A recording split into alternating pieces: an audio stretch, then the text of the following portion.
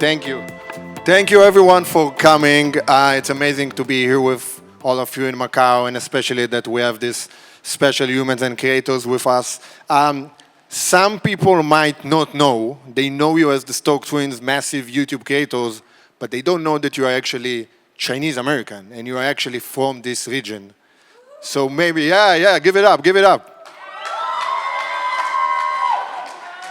So maybe the best place to start is with actually your origin story, because you're actually the biggest Chinese Americans creators on the planet and the second biggest channel on YouTube after Mr. Beast. So why don't you start with just telling everyone here about your background story and the origin of how you started and even where you grew up and your evolution. Yeah, of course. First of all, super honored to be here. It's actually our, believe it or not, first time ever doing a public speaking event. So definitely, definitely not nervous at all. But yeah, I feel like this origin story, we don't really, not a lot of people know. But like you mentioned, yes, me and Alex were born in China, born and raised there, and we can actually speak fluent Mandarin. 大家好，大家好，我叫陈亚伦。大家好，我叫陈亚丽。But yeah, we were born and raised there till we were 6 years old and moved to the U.S. And actually, our grandparents raised us until we were 6, and we moved to the U.S. Met our dad for the first time. And at the time, we didn't think he was our dad. We thought our grandpa was our dad. And I remember both of us crying, who's this big, scary American, 6'4" man. And anyways, from there, fast forward a few years, I remember one of the first birthday presents we got when we were 10 years old was actually a video camera without a memory card, and which meant we could only do 10-second videos, which required the perfect take. So essentially, we were Vine before Vine, but we were only showing the videos to our friends and family just to get their reactions. And from there, we developed a huge passion for YouTube. We watched YouTube all the time. And, we would make videos for like the next few years just for fun. But fast forward to us in college, before we entered the medical school program, we looked at ourselves and asked, is this something we actually want to do? Do we really want to be doctors? And we decided to move to Los Angeles instead of finishing college, essentially without a plan. And I think that was really important for us because we didn't have a safety net. So if it all failed, we were going to just go back home and have our mom basically tell us, I told you so. And I think that was really important for us to go in there and learn and, really grind it out. We were sleeping in our car, on our friends' couches for for close to 2 years. And it wasn't until this one breakthrough video we did called on YouTube, What It's Like to Be a Twin. And from that video, we were able to move from our car to our apartment. And basically have a home where we could go to and unwind and just grow and strategize what we wanted to do next with content, Instagram, TikTok, YouTube. And from there, we were able to get to where we are today in 2025. But yeah. Yeah, and where you are today is a quite unique place with 160 million subscribers on YouTube and more than 200 million across platforms. And very few people gets to get these numbers. And maybe can you share more about, you talked about going up and moving to the US and going to college and deciding to go all in on content. What was the process in the early days and how did you evolve as creators with the platform, especially during these days when a lot of people are going on the platform with short form content, getting a lot of subscribers, when you are one of very few creators that are doing very well shorts, but also has massive viewership on long form, which is probably one of the biggest challenge for creators these days. Can you maybe share more about this process, Alex? You can tell the secrets. It's okay. It's going to stay in the room. Yeah, definitely a really great question. I would definitely say we've made a lot of mistakes starting out, and it was very important and really, really important for us to learn from these mistakes. How can we improve? How do we not let that happen next time, throughout our evolution as creators? And I think what me and Alex decided to do at the end of every year, we would just sit down for the last month of December. We would think of strategic initiatives for next year, what we want to be doing different. We always wanted to do something different. What is something different that we can do compared to last year? And one of the big things that we realized early on with our content was we noticed, even early on before we started dubbing our content, we had a huge international viewer base. So with that, we really had a plan to globalize our content. And at the end of 2024, we experimented with a few languages, and we had really rapid growth from some of these languages. I believe we grew 100 million subscribers in around 6 months just from expanding, globalizing our content. And Wait. That's, you cannot just say it like lightly. You grew 100 million subscribers in 6 months? I believe so. I think 1 month there was one day I think we had 4 million subscribers grown just in a single day. This was when we were, a lot of things, we made a lot of strategic maneuvers, and that was, I believe, close to 5 million subscribers in 24 hours that we gained from one of our best days. But So if you guys don't globalize your content, usually by dubbing, this is something anyone should definitely look into, especially now when YouTube offer these tools basically for free. So that you give a lot of credit to the growth of the channel, to globalization of the content, dubbing, right? yeah, I would definitely say it depends on your channel, what it is you're trying to go for. With our content, we always really focused on making videos for all audiences on YouTube. It depends. Like if you're making videos for yourself, for your friends, for like certain content niches, it's a question you really have to ask yourself. If you realize that maybe your content is better fit for like a certain content group, better niche, it is very, very expensive, but I would say it is a case-by-case thing. If you're making content and it resonates with a global audience, then you can definitely start light and test a few videos, test a few shorts. And if you see a few shorts take off after a month or two, that's definitely a good indicator. But my recommendation would definitely be, you can always test it, and it's just a question you have to ask yourself if it is an investment you have to take, because yes, we spent a lot of money investing in globalizing our content for sure. So very glad that investment did pay off though. Sweet. And if we're talking about the process of creating a video, there is so much to get into it. There is obviously the pre-planning and then the production and the post-production, and obviously you need to think about the distribution, the algorithm, hook, retention, everything that the best creators know. Can you guys talk a little bit about the process and your process of creating videos and what makes you guys different? Yeah. Well, we like to call this the A to Z process, that basically from the conception of a video idea to when you post a video idea, and also like the postmortems, like what can we learn from this video, what's gone wrong, what can we do different next time if we were to do a part 2. And I think early on, we taught ourselves to wear all the hats.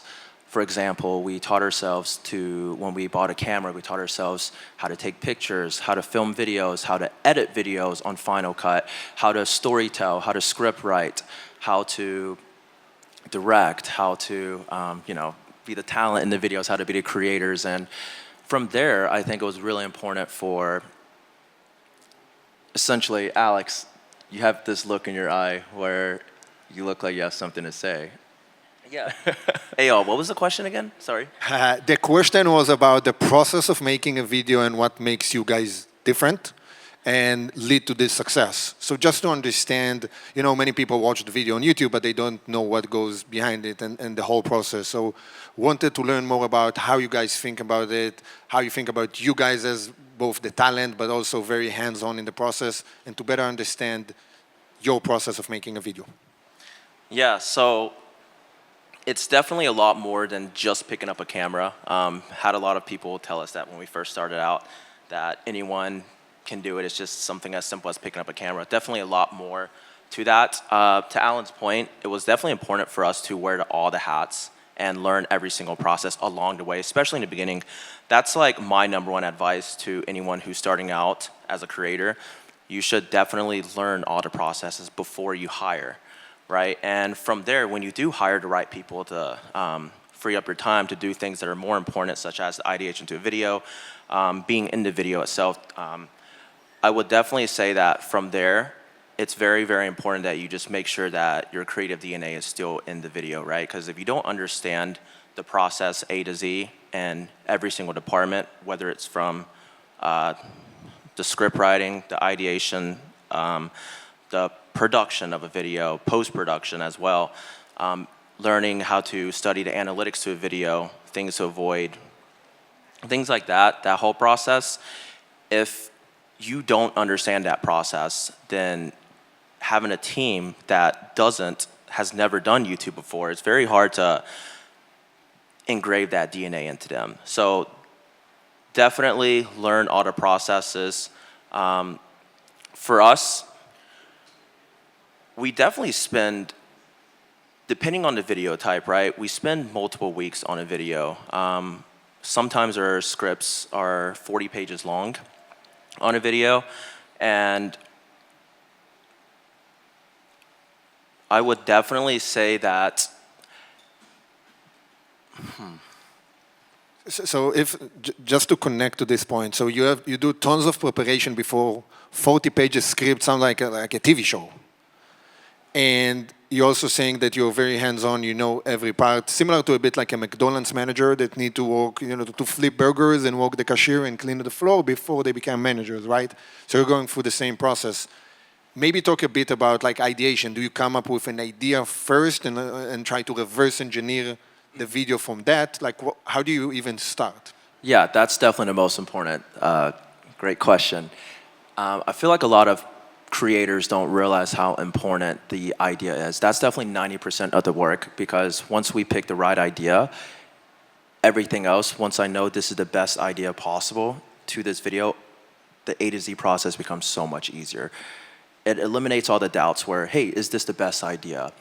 What if I were to do something differently? I think that's something that my advice, something we've just ingrained and drilled through it's a fundamental we have. The idea is absolutely the most important thing, and that's where you should be spending most of your time. Sweet. So that's very important to know. Idea is super important. I want to jump into something that everybody's interested in, the business of being a content creator. So we have two ways to think about it. There is the brand and brand deals, and then there is the other business of building a franchise around your content, your IP, your name. Let's start with brands. We have a lot of brands here, and they're all looking to work with creators like yourself and others that are here and help get their story, their product, their services out there.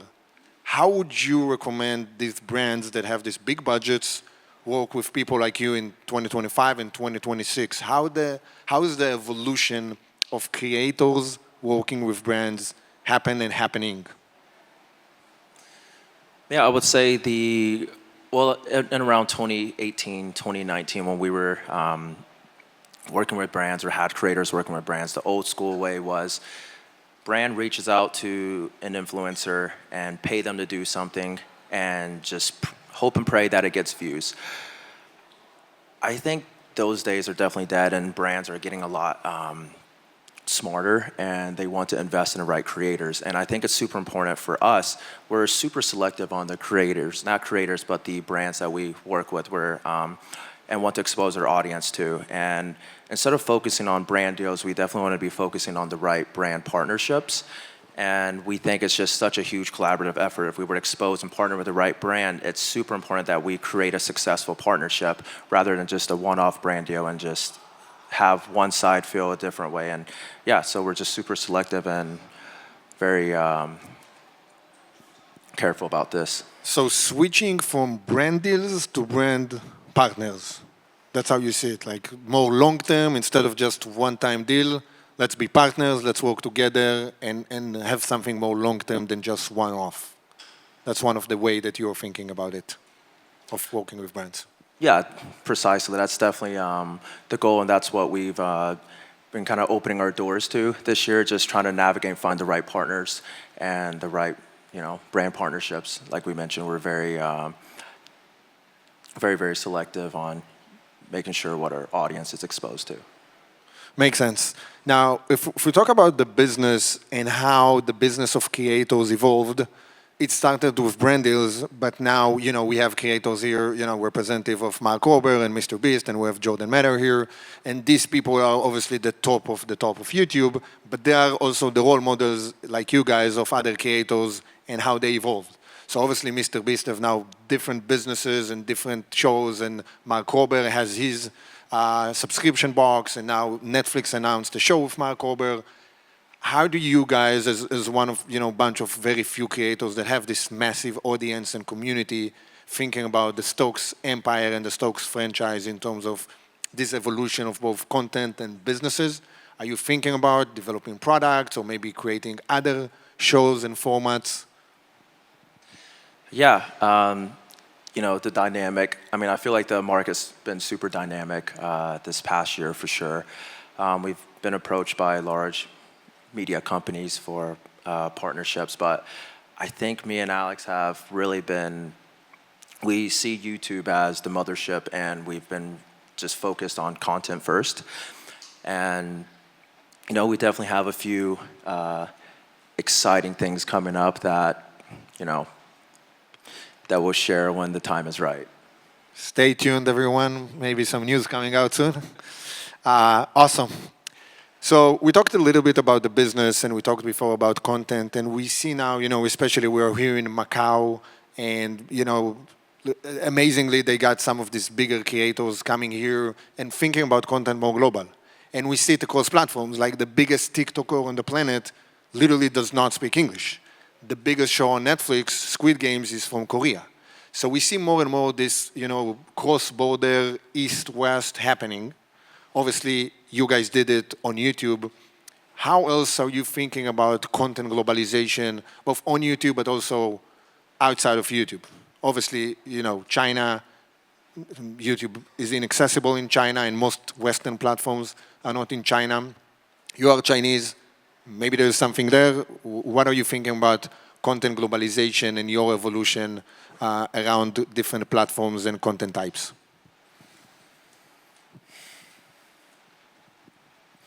Yeah, we definitely have a huge passion for China, and it's one of the projects that we've been looking into and trying to find the right partners with when trying to enter the Chinese market. We have plans for sure. We speak the language, we have family in China, we visit all the time, probably 7-8 times a year. We just love being in China.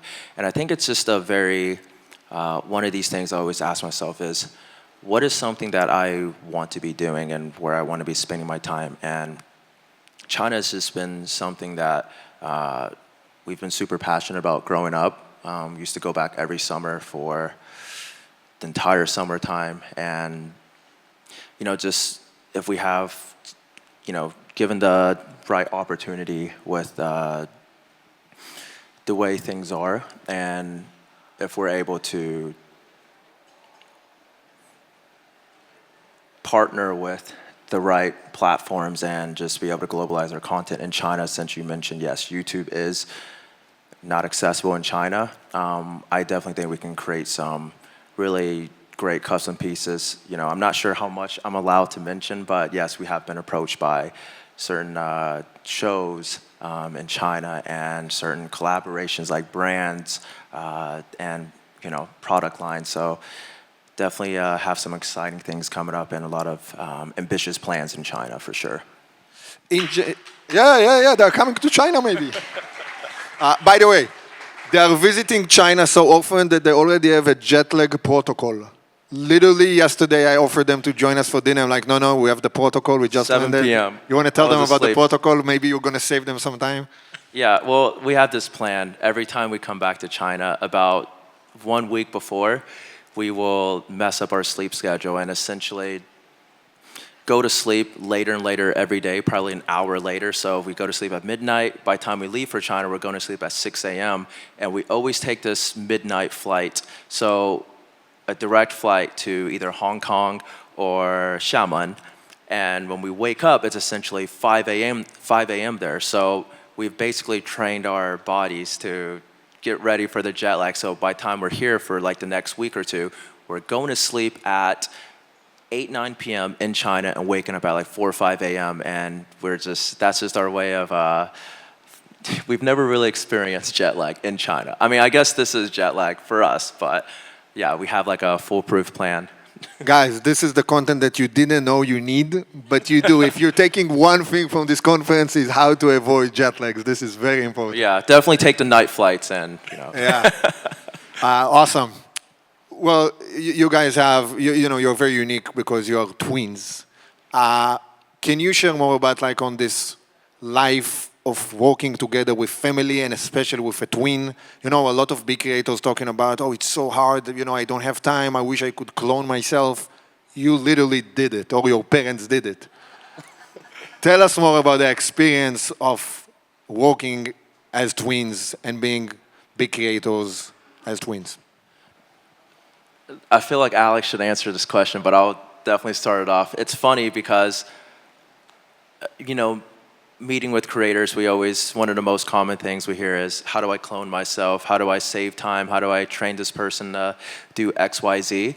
And essentially what Alex has done with me is, we're twins. He's kind of cloned me in the last like 5, 6 years. And I think what's great about having a co-founder twin or clone is essentially we've cloned ourselves to be clones of all the departments. And I know when people clone themselves, or the talk is, they clone themselves to kind of, for example, you can clone someone in like the creative department, in the ideation department, in a production department, another one in the editing department. And I think with us, we have cloned ourselves in every single department. So what we've been able to accomplish is, in a way, with a very lean team, because we're able to see the X, Y, and Z through the entire process with the conception of a video idea versus posting a video idea, rather than hiring out 100 different people or 50 different people to kind of clone themselves through like a process. And I think we're just able to split the work very efficiently, and we just understand that we just take radical ownership over everything. And Alex. Yeah, I can definitely speak a little bit more on that, because initially social media was my idea to do. I approached Alan, I want to say like 8, 9 years ago, about doing this whole social media thing, right? And my plan, I had like a 5, 10-year plan on how we were going to be successful in social media. And keep in mind, this is when we were in college as well. But my first pitch to Alan, he kind of just laughed and was like, dude, come on, like, this is literally impossible what you're trying to accomplish here. And it wasn't until like 6 months later where I tailored my pitch a little bit more to Alan, where I was kind of just telling him like, hey, you don't have to do anything. I will do anything and everything you can think of. I'll film everything, I'll edit everything, I'll think of all the ideas. All you have to do is show up as talent, right? So definitely the first 4 years of us creating content was a lot of restless nights for me, doing every single thing from anything you can imagine. And throughout the years, Alan definitely learned a lot of like what I was trying to do. Up until I would say about 3 years ago, he came to me and said, hey, I think I've learned enough. I can definitely step in and help in areas that you need. And from there, having someone who learned the process, saw everything, living together, spending 24/7, we hadn't spent a day apart up until we were, I believe, 22. So definitely... That's crazy. Yeah, in a good way. Yeah, he left me. Yeah, he left me on our birthday to go spend it with his a special someone back in the day. But yeah, I was alone on our birthday, and that was our first day apart from each other. So from him being able to be with me pretty much from the womb, understanding my decision making, problem solving.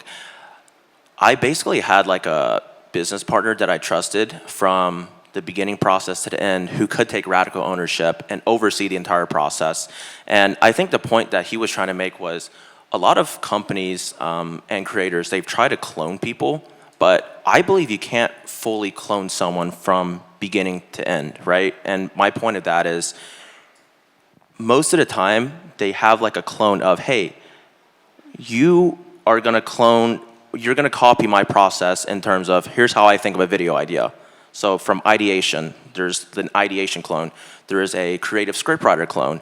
There's a production clone in terms of, hey, like I know how much money this person want to spend on a project, and these are the shortcuts that this person want to take. And then there's like the post department clone where he knows exactly how the creator wants the video edited part, like, right? So for us, he's at every single process for me. He is literally my clone, twin clone, and also in the business part. And yeah, just having someone like that is definitely, I don't think we would have been able to do what we've achieved without each other.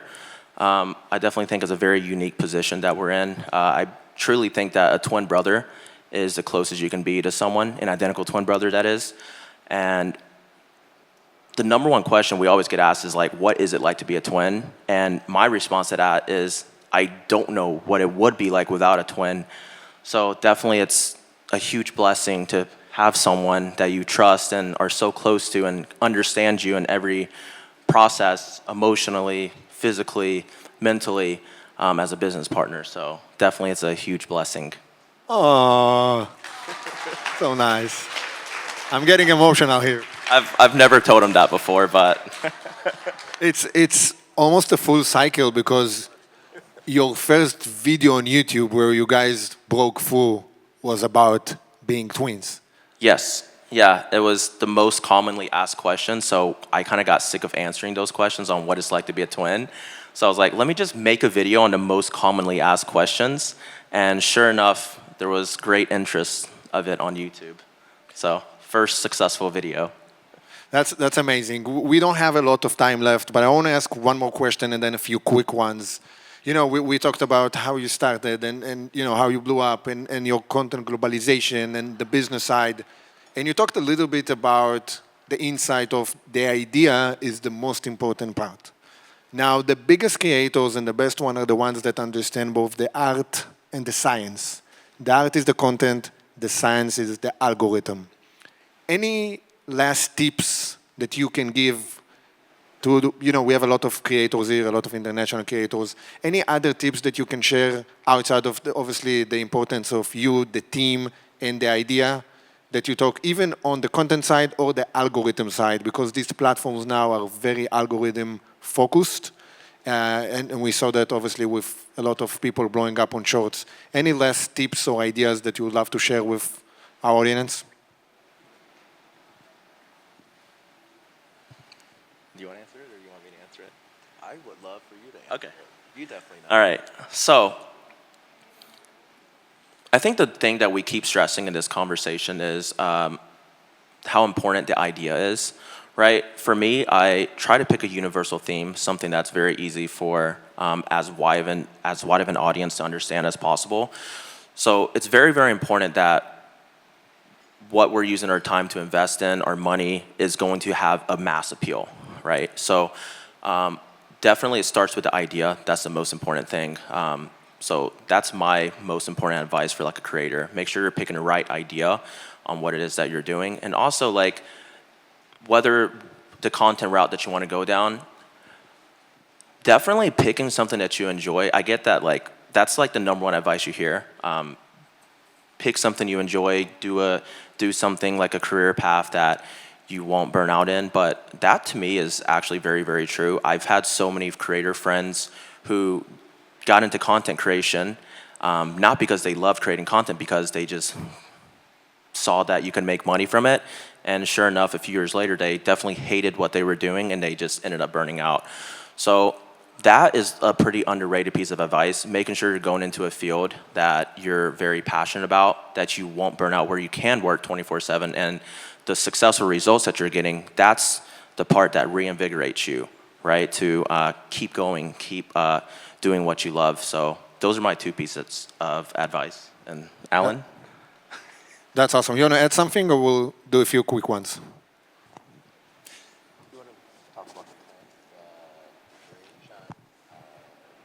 While they think about it, I'm going to tell you a story. I'm going to ask the crowd to vote before I give them the quick questions. Ready? Yes, we're ready.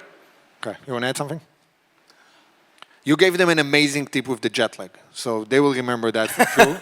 A good tips on the content creation process and ideation, so amazing. If you want to add something, let me know. I'm going to jump to the quick questions, and you can add after that. First one, who's funnier? Who's funnier? Me. Alan, do you want to answer differently, or you No, agree? I would say he repeats a lot of my jokes, but he just does it better. So So he's better in the delivery of the jokes. Yeah, the delivery is the most more important. important. Okay, who apologizes first? Me. well, it's because he starts most of the. Well, I'm that's the why he bigger has to person. apologize. I don't know have anything to apologize Most for. of the time, even if I know I'm not, you're in the wrong, I still apologize because I'm the bigger person, because I don't want to get on his bad side. So, All right, that's an interesting one because you're twins. Who takes longer to get ready? Definitely Alex. I feel like I can just wake up, be ready in 5 minutes, and then He's I'm not. like, Alex, where are you at? And an hour later, he's like, dude, I'm still in the shower. All right, biggest fear. We're in Macau. There's a lot of like. I went to the Macau Tower. I didn't. It's not for me. I can't. The heights. What's your biggest fear? This? No, well, not Public really. speaking, No, all right. no. That's the It first was. time No, it speaking. actually First was. time No, speaking. the It public was speaking growing is up for sure. Yeah, but outside of that, definitely heights. I think it's the fear of falling. I learned recently it's not the fear of heights. For me, I'm just terrified of falling.